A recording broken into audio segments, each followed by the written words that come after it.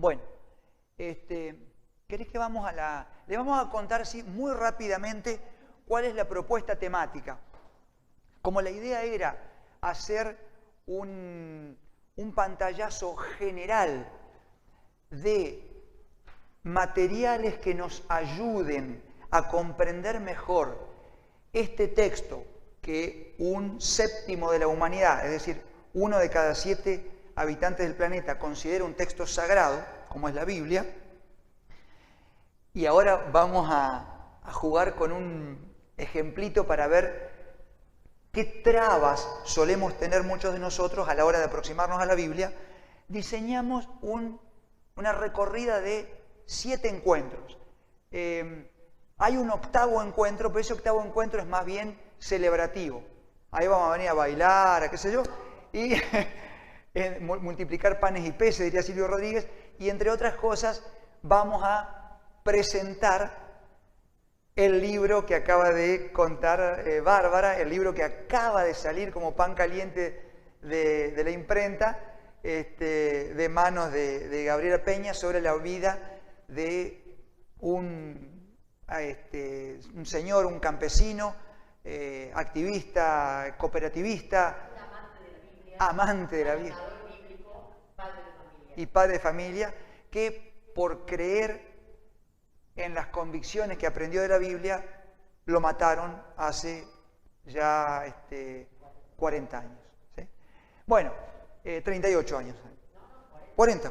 Bueno, ¿cómo teníamos pensado los 7 encuentros? Este es el primero, donde la idea es hacer una introducción metodológica y de los temas y de algunos preconceptos con los que nos solemos aproximar a la Biblia, y luego, en paralelo, vamos a tomarnos los 3 siguientes encuentros para trabajar sobre la parte de la Biblia anterior a Jesús, llamada Antiguo Testamento. A ninguno de nosotros 4 nos gusta esa expresión, nos gusta más hablar del Testamento judío, ¿sí?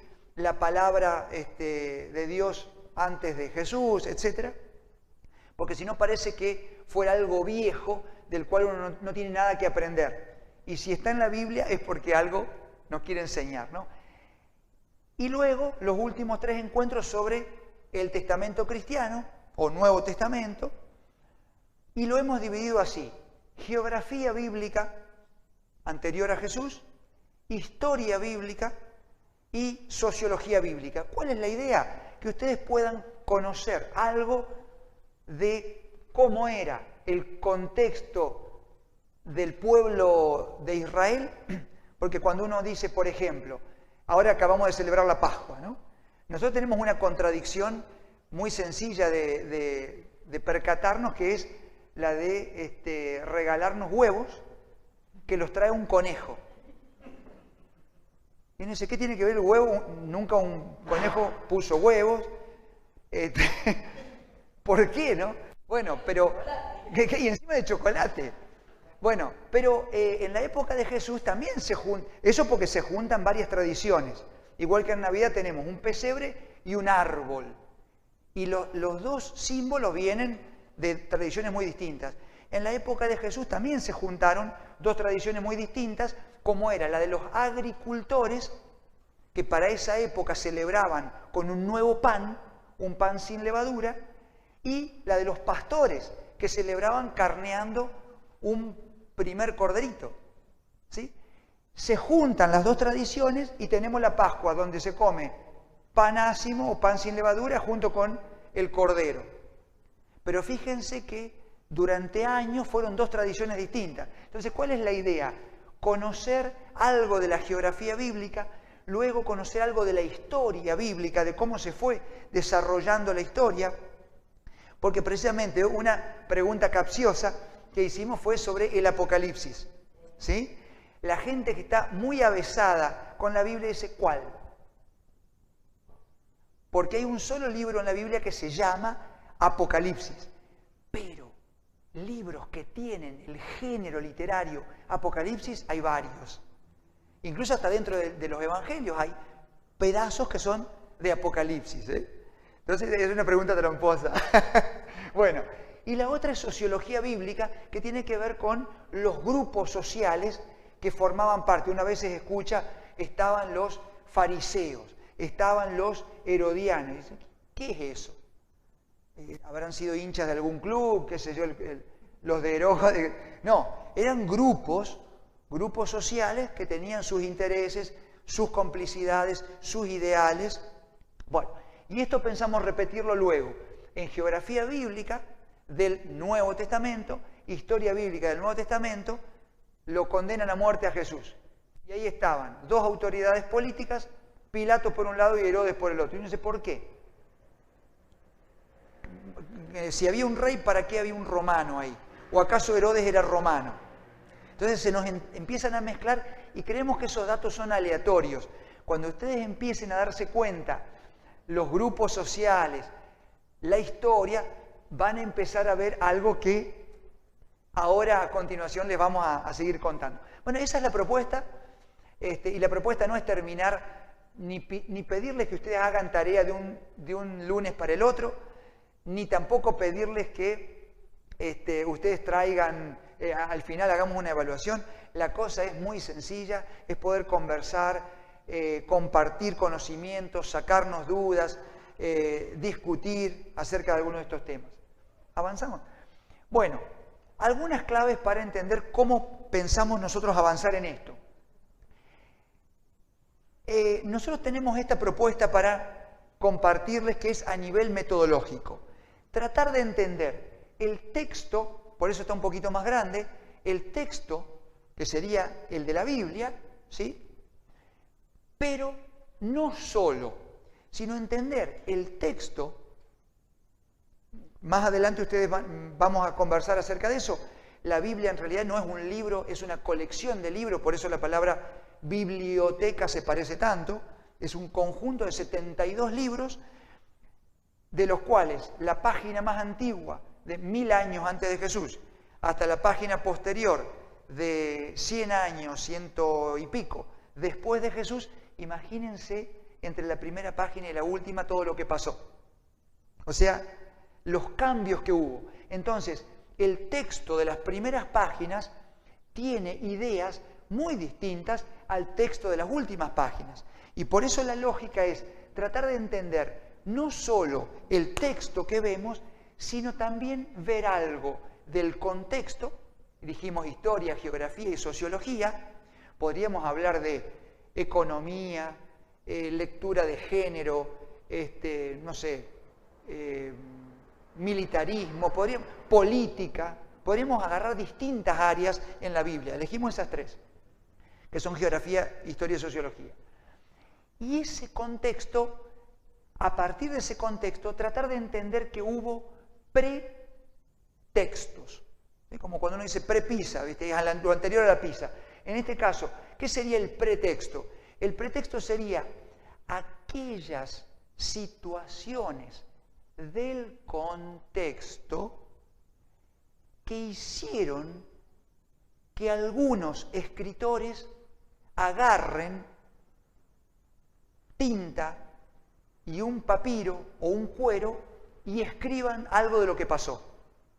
Y piensen ustedes que nosotros repartimos una hojita recién, y todo el mundo sacó una virome, ¿no? Ahora, hace 3000 años atrás, la gente no andaba con una virome, el WhatsApp todavía no funcionaba muy bien, la gente no andaba con un cuero para escribir y tomar nota. Entonces andaba Jesús diciendo, bueno chicos, saquen un papiro que les voy a dictar el Padre Nuestro.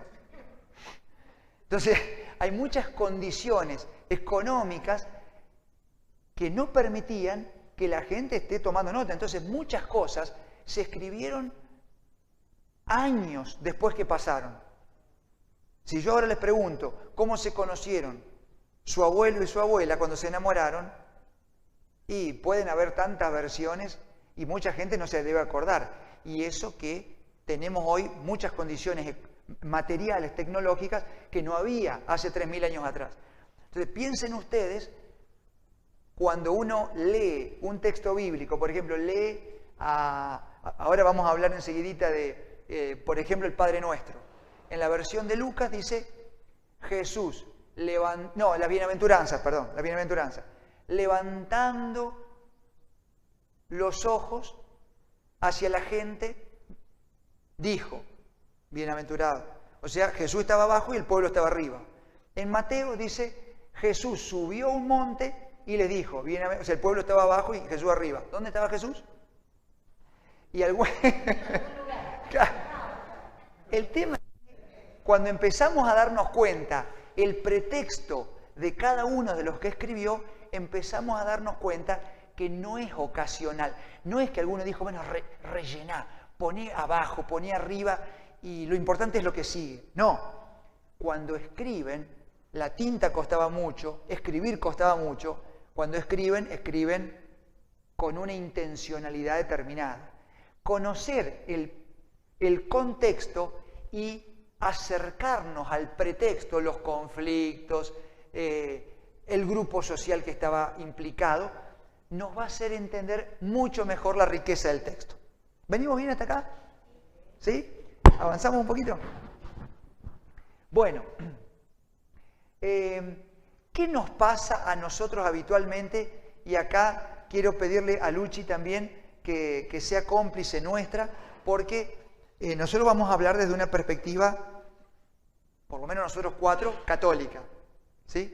Entonces, esto es un prejuicio católico. Pero, Luchi, vos por ahí podés compartirnos también qué pasa en otras iglesias.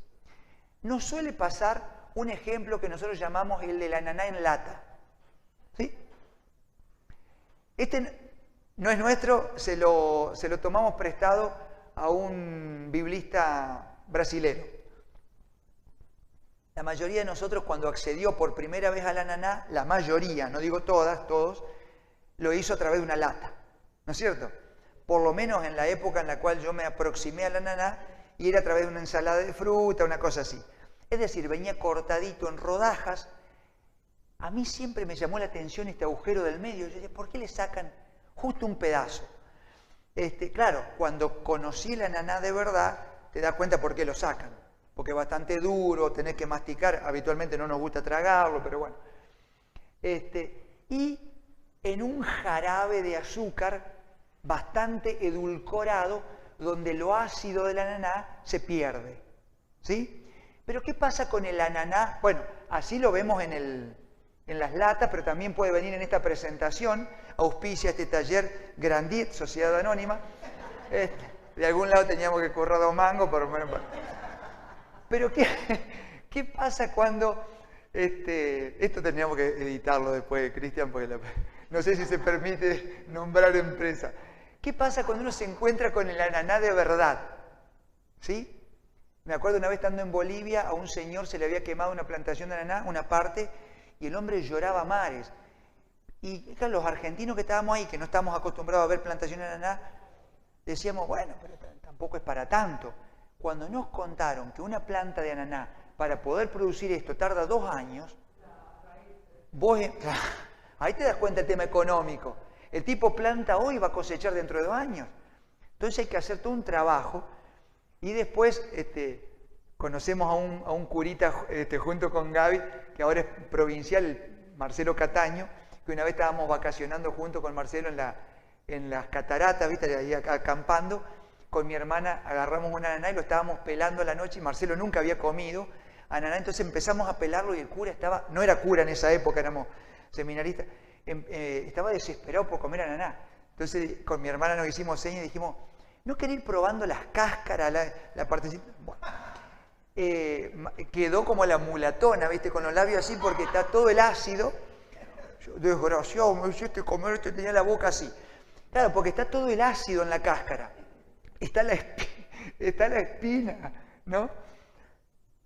Y está la parte dura. Y cuando lo empezás a comer, no es tan dulcecito como esto. Con la Biblia nos pasa lo mismo. Uno ve a dónde recibe habitualmente la Biblia. En la iglesia o en catequesis, cortada en rebanadas, una rebanadita de Antiguo Testamento, una rebanadita de las cartas apostólicas y una rebanadita de Evangelio. Las 3 que más o menos maticen, si hay una palabra difícil enseguida la cambian, los biblistas, ¿no?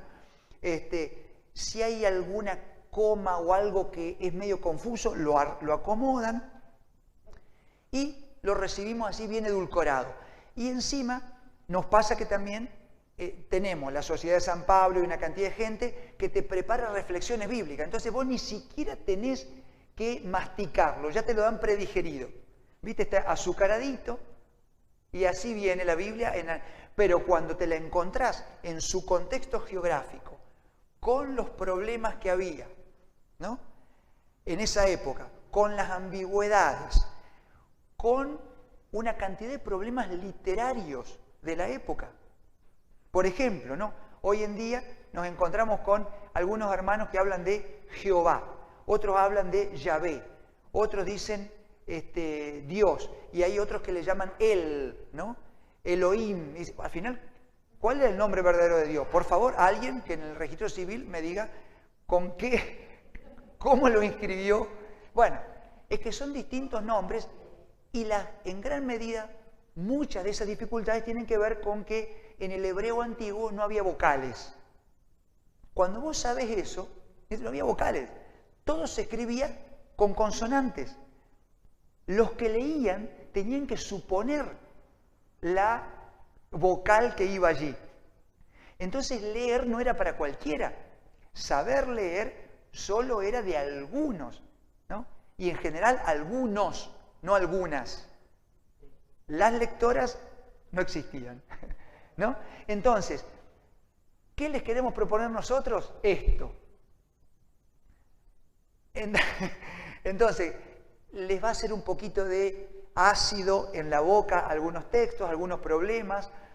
Puede ser que alguno de ustedes se pinche con algún texto y diga, bueno, esto no me gusta mucho. Luchi, ¿a ustedes les pasaba algo parecido también a la nana en lata?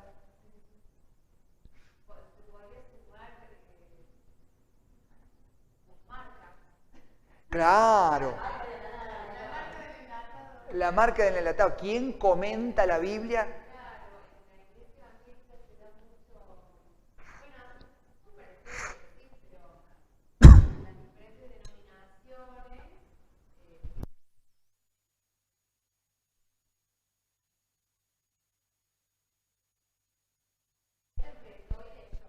Claro.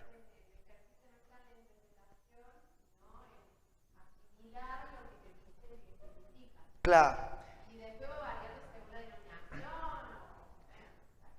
Entonces, dependiendo de la pastora, el pastor, el padre, el obispo que dijo tal o cual cosa, uno dice, esto quiere decir esto, quiere decir lo otro. Bueno, avanzamos entonces un poquito. ¿Venimos bien hasta acá? Ah, bueno, esto ya lo habíamos dicho. Esta es la liturgia y la doctrina. Esta sería el estudio y la reflexión. Este taller es de estudio y reflexión. No es un taller para pensar a ver qué consecuencias pastorales yo puedo tener. No, no. La idea es aproximarnos a estudiar en 6 encuentros la Biblia lo más crudamente posible. ¿Sí? ¿Vamos bien? Bueno, avanzamos un poquito entonces. ¿Se acuerdan el triángulo que hicimos de texto, contexto, pretexto? Bueno, ahora el paso que queremos proponerles es un poco más profundo todavía, que es conocer el texto que se escribió hace años atrás a partir de el contexto de aquella época para poder descubrir cuáles fueron los pretextos que había detrás dentro de los conflictos, las tradiciones, las esperanzas, los sueños, y entonces poder entender mejor el mensaje del texto para esa época. ¿Sí? Ahora, no nos interesa solo saber historia. La idea nuestra es ver luego el texto de ayer, qué mensaje nos trae para hoy, en relación a comparar el contexto de ayer con el contexto de hoy. De los grupos sociales que vamos a descubrir, ¿se parecen algunos grupos sociales de hoy? De la geografía de Palestina, ¿habrá situaciones que podrán ayudarnos a entender también la geografía nuestra y las búsquedas de trascendencia, las búsquedas de lo sagrado en nuestra geografía de hoy. Digo, por ejemplo, a mí me tocó trabajar como misionero en la República de Ghana y era muy gracioso pensar, sí, porque si no voy a seguir tosiendo y me va a echar Cristian. Era muy gracioso que nosotros importábamos la harina para hacer el pan, las hostias para la misa. Porque en Ghana no se consume harina. El pan, ese pedazo de pan, es como una factura para ellos. Porque la gente no está acostumbrada a consumir.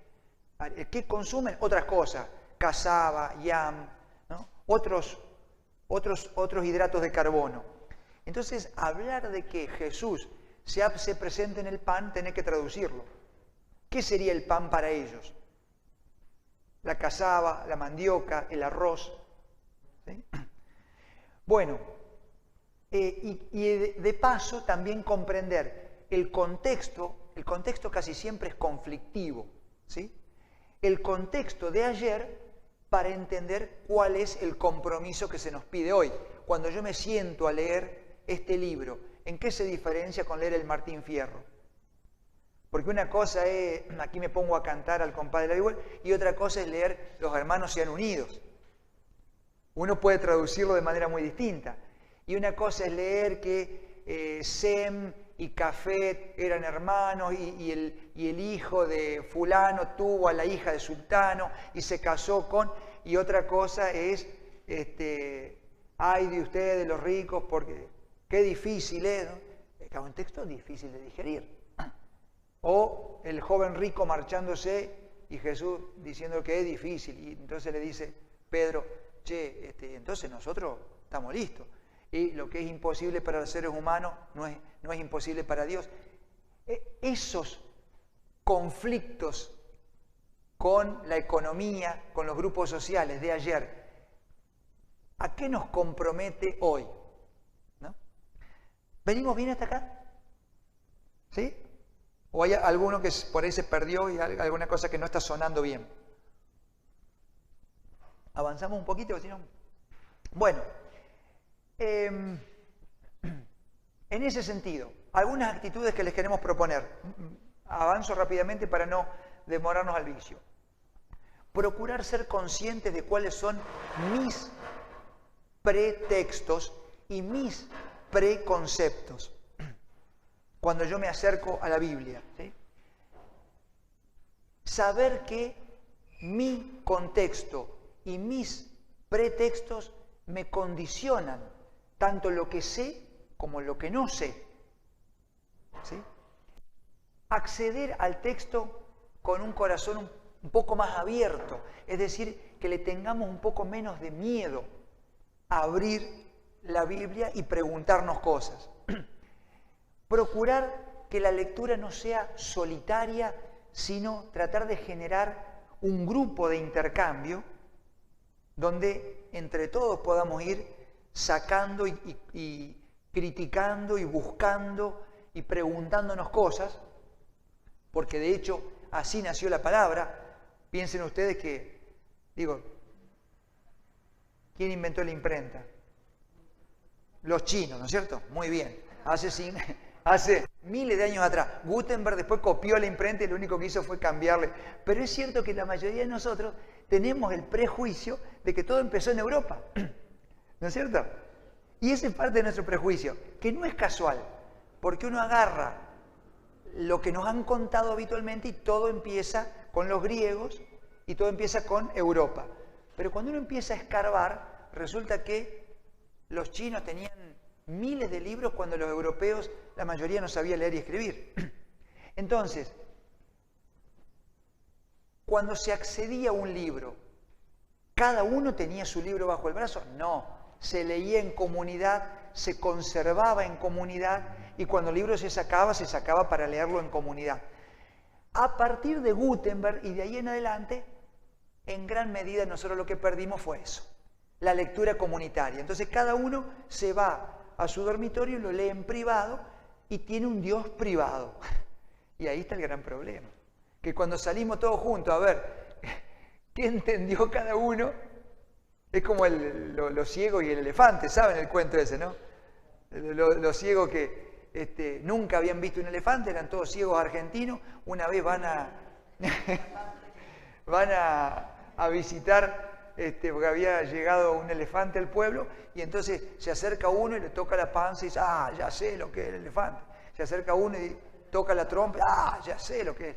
Otro le toca la pata, otro le toca el cuerno. Después cuando se ponen en común, dice, no, el elefante es como una gran manguera. No, dice otro, ¿qué tocaste vos?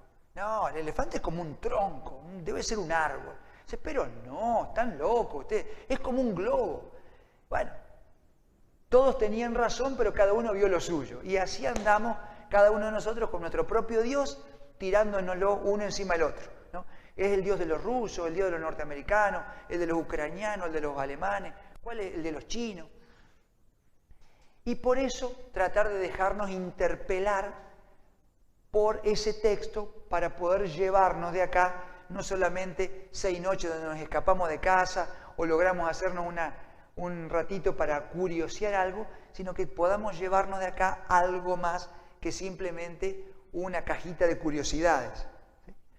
Bueno, y como para ir cerrando la idea, bueno, acá, no sé si alguno de ustedes trajo alguna Biblia por ahí, ¿sí? Bueno, se animan a buscar. Quiero contarles así muy rápidamente. Cuando ustedes en la Biblia, ¿se acuerdan que les dije que son 72 libros, no? Bueno, algunos están en esa colección llamada anterior a Jesús, otros la colección posterior a Jesús.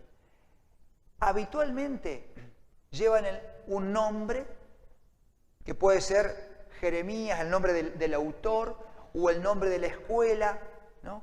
El Deuteronomio, ¿sí? O el nombre de lo que lo caracteriza, el libro de los números, o el libro de los orígenes, el Génesis.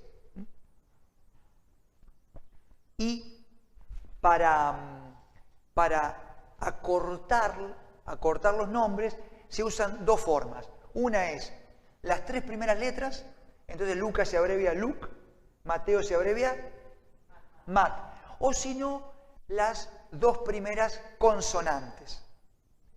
MT para Mateo, LC para Lucas, ¿sí? GN para Génesis. Ese es un nombre que no es sagrado, ¿sí? El nombre es un nombre puesto después.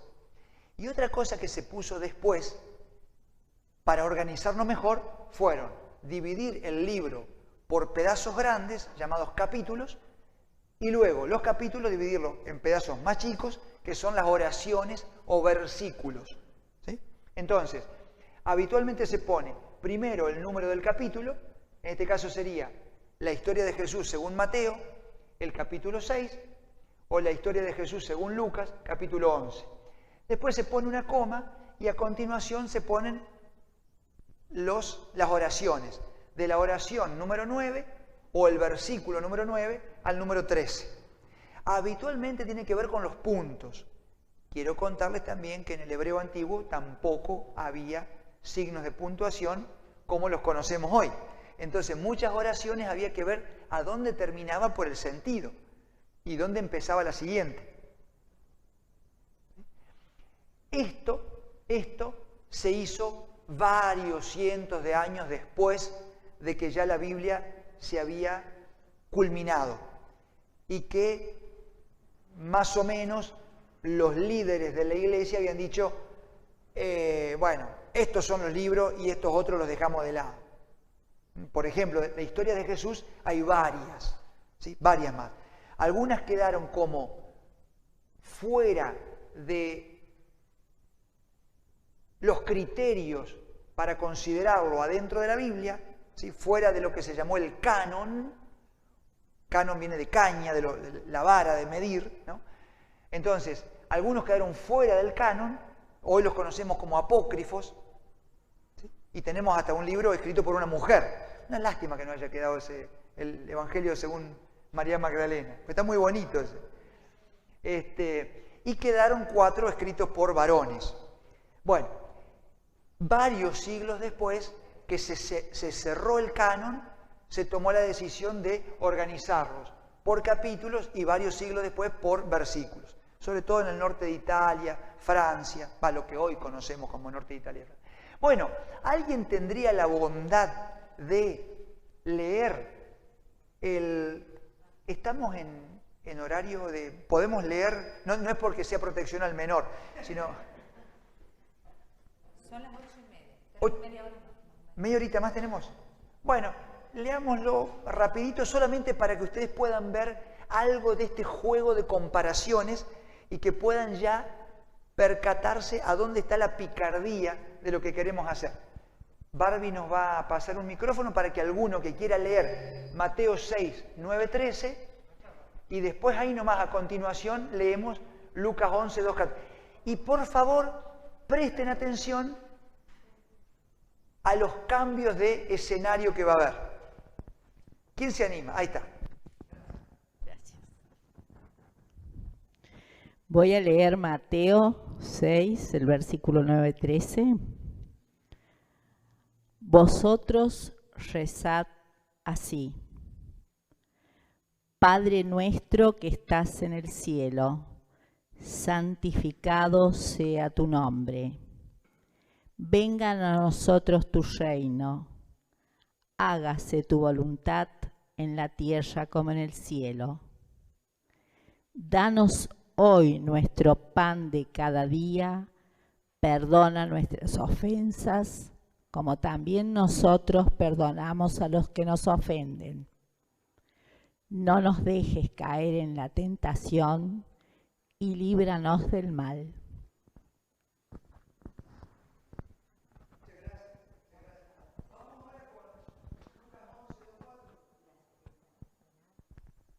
¿Alguien quiere leer?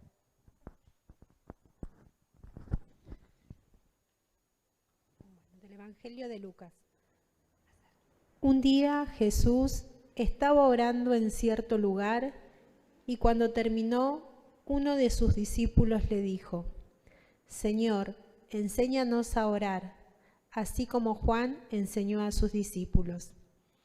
Él les dijo entonces: cuando oren, digan: Padre, santificado sea tu nombre, que venga tu reino.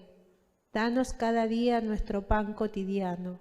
Perdona nuestros pecados, porque también nosotros perdonamos a aquellos que nos ofenden. Y no nos dejes caer en la tentación. Muchas gracias. Fantástico. Fíjense, cuando ustedes después se ponen a leer, fíjense, en Lucas, ¿quién le pide a Jesús que le enseñe a rezar? Uno de ellos. Y lo hace recordando a otro maestro espiritual, a Juan, que era primo de Jesús.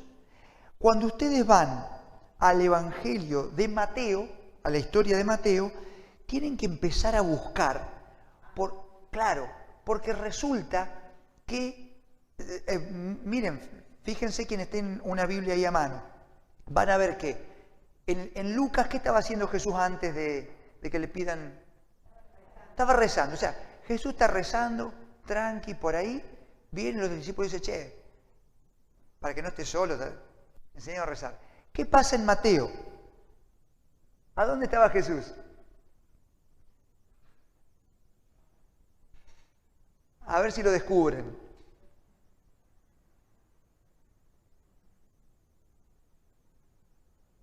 Tienen que empezar a ir para atrás, para atrás, para atrás, y recién encuentran una reseña geográfica en el capítulo 5, versículo 1. Viendo la muchedumbre, subió al monte, se sentó y sus discípulos se le acercaron. Y tomando las palabras les enseñaba diciendo. Y ahí empieza el discurso y sigue. Parece, ¿cómo es que se llamaba? El señor de Venezuela que hablaba mucho, los discursos. Chávez, ¿viste? Jesús parece haciendo un discurso de Chávez, ¿viste? Porque habla y habla. Y fíjense que no para. Y vos seguís buscando y sigue. Claro, ¿por qué? Porque en Mateo la preocupación era reunir una cantidad de discursos de Jesús. En Lucas, el pretexto, la preocupación era generar un espacio místico de encuentro con Dios.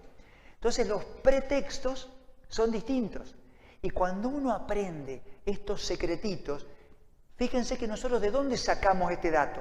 De buscar el lugar en donde estaba Jesús.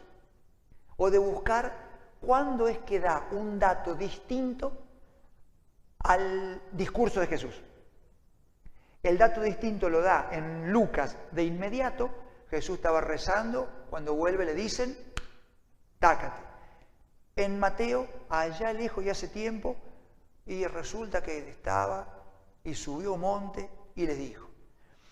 Por eso es que la idea es poder darles alguna información para que ustedes empiecen a darse cuenta que no da lo mismo cuando uno empieza a leer, por ejemplo, los cuentos que hacía Jesús, ese género tan bonito que se llama parábola, que es tirar,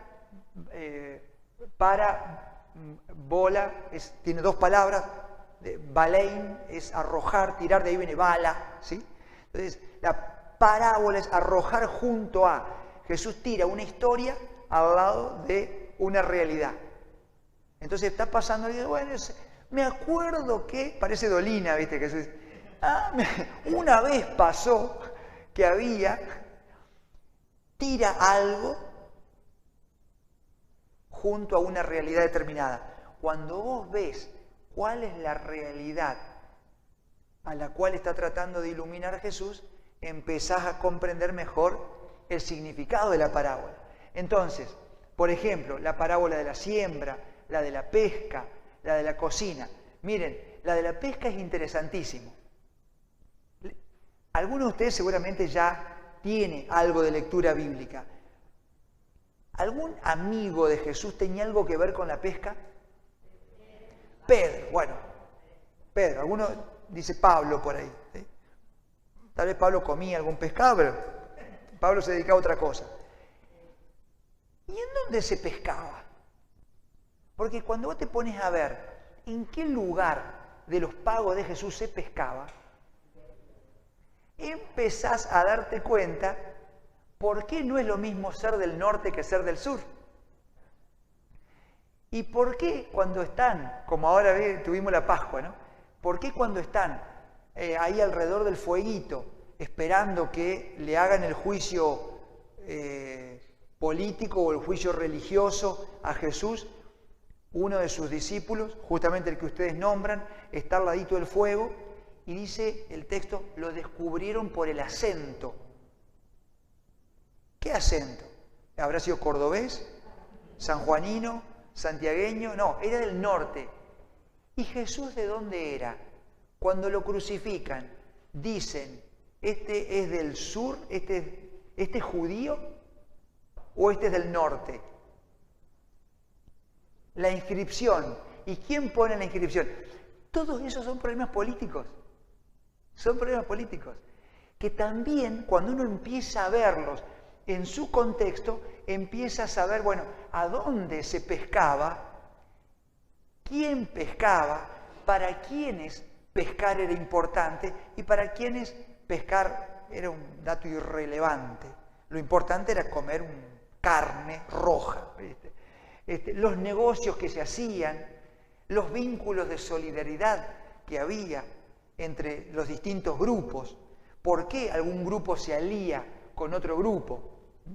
Por ejemplo, es interesante cuando uno lee la genealogía de Jesús, según Mateo, resulta, esto lo voy a decir en voz baja, por favor, que no trascienda más allá de la...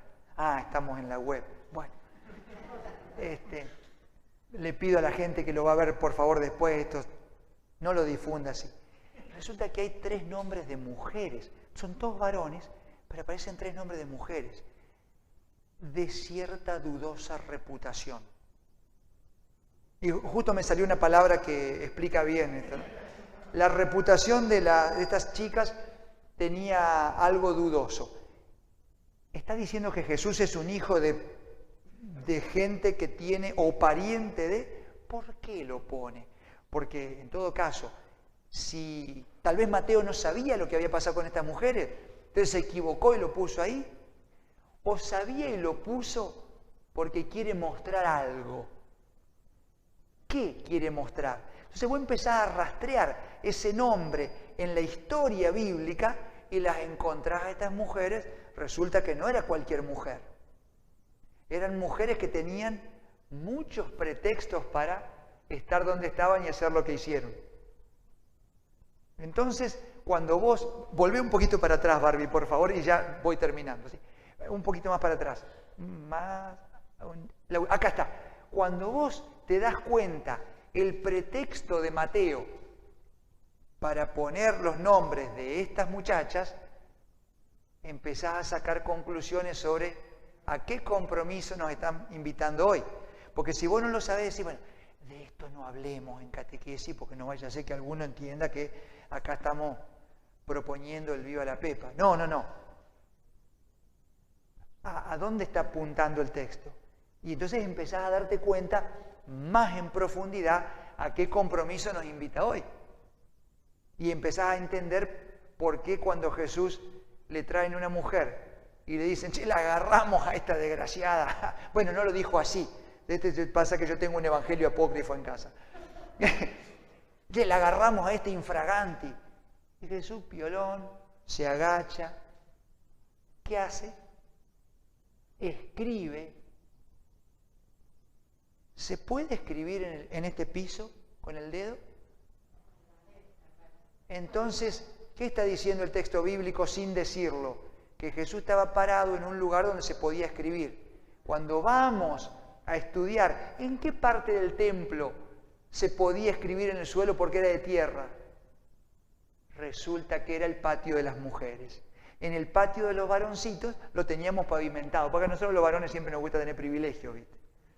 Siempre nos sentimos en condición de inferioridad, entonces nos gusta cuando podemos tener el privilegio por encima de las mujeres. El patio de las mujeres era de tierra, el patio de los varones era pavimentado con piedra. ¿Dónde estaba parado Jesús? En el patio de la mujer. Jesús está parado en el lugar de la mujer y por eso entiende a la mujer y le responde a los varones que la quieren acusar, el que no tenga pecados. Y yo siempre he dicho, menos mal que no andaba la Virgen María por ahí, ¿viste? Porque si no, sonamos. Eso en algunas tradiciones, ¿viste? Fíjense ustedes cómo conocer algo del contexto y del pretexto ya nos da una perspectiva muy distinta del contexto de hoy. ¿A dónde estamos parados nosotros cuando hacemos ciertas lecturas bíblicas? Y condenamos a uno y decimos, no, porque... ¿Y a qué compromiso nos invita la palabra cuando nosotros accedemos desde esa perspectiva? ¿Te das cuenta que la cosa cambia? Bueno, gente, para cerrar, gracias. Queríamos invitarlos ahora a que, sabiendo cuál es la propuesta, porque ya en la próxima ya venimos con los mapas, ¿viste? Vamos a poner mapa por acá y empezamos a conversar de qué pasó con una cosa, con la otra, ¿sí? Por ejemplo, tiramos solo una puntita de algo que vamos a entender mejor en la próxima.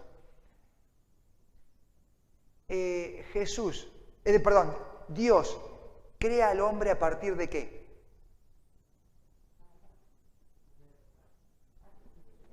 De barro, ¿sí? De su imagen.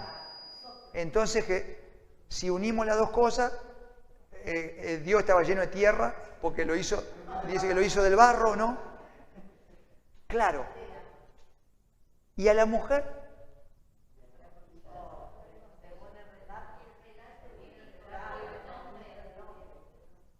¿Y cuántos relatos bíblicos tenemos? Resulta que en la Biblia hay más de 2 relatos bíblicos.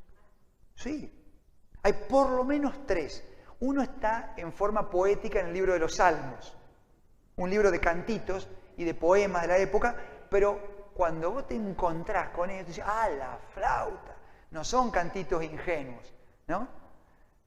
Y entonces cuando empezás a ver que cada relato fue escrito en un contexto distinto, en una época distinta y con pretextos distintos, empezás a ver que no hay que andar poniéndolos todos juntos, esa chanchada que a veces hacemos los que damos catequesis, ¿no? O que queremos salir del paso y metemos todo junto, entonces Dios termina todo embarrado, agarrando las costillas, y voy a decir, por favor, no me manosee las costillas con el barro, ¿no es cierto? Queda feo, sobre todo en los asados.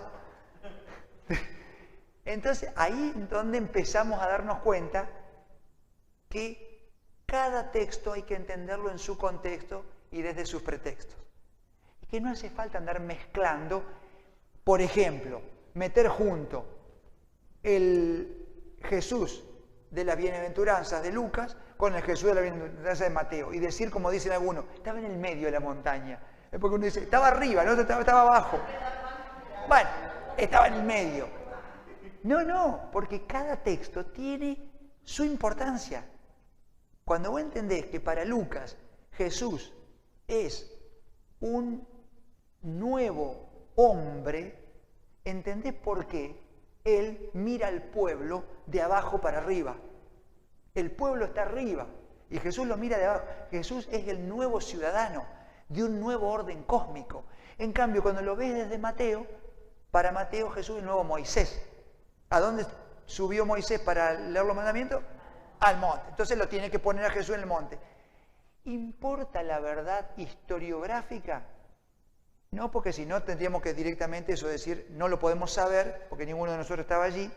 Lo que hay que hacer es empezar a leerlo con un poco más de profundidad. A eso estamos invitándolos con este ABC de la Biblia, cosa que cuando terminemos podamos tener algunas herramientas más para poder seguir profundizando. Nosotros para el segundo semestre tenemos pensada otra propuesta que apunta a otro tipo de lectura bíblica, pero la idea es por lo menos dejar algunas herramientas de estudio, de interpretación, y después, si de acá vemos que hay gente que está interesada en más, la idea nuestra es, ahora Barbie nos va a contar, no lavarnos las manos, sino al contrario, ofrecerles todo lo que está a disposición nuestra.